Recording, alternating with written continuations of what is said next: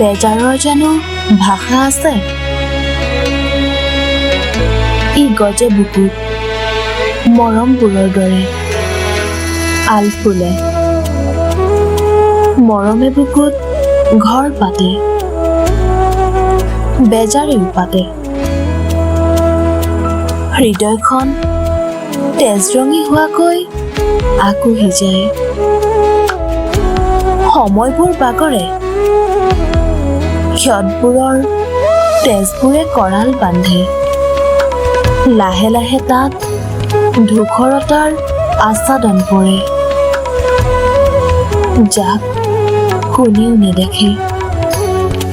ঠিকেই, অভিমানী নন্দিতা, দীপশিখা বা সুমিলাহঁতৰ মনৰ মালিতা এয়া।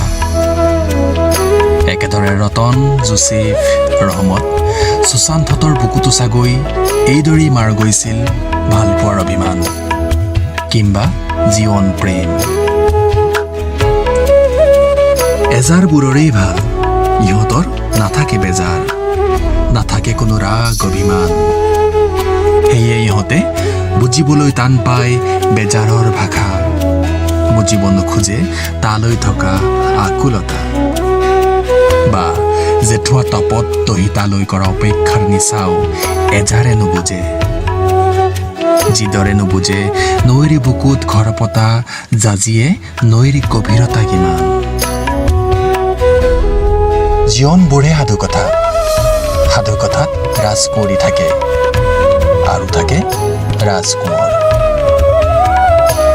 যাৰ বুকুত এজাৰৰ দৰেই নাথাকে বেজাৰ। মাথোঁ চকুত তলবল হেজাৰ বেজাৰ সপোন আৰু কল্পনাৰ এখন ৰঙীন আকাশ। সময় বাগৰে নীৰৱে। এদিন ৰাজকুঁৱৰী সাপগ্ৰস্তা হৈ এচটা শিল হৈ পৰি ৰ'ল। দুভৰিৰ প্ৰিয় নুপুৰৰ জুনজুননিও স্তব্ধ হ'ল।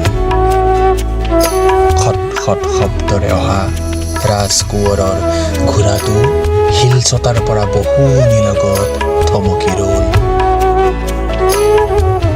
আকৌ নন্দিতাহঁতেও চুপিল।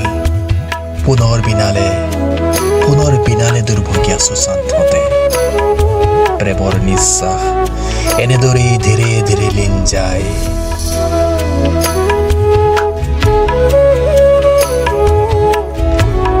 এজাৰ ফুলি থাকে বুকুত বেজাৰ লুকুৱাই, এজাৰ ফুলি থাকে বুকুত বেজাৰ লুকুৱাই।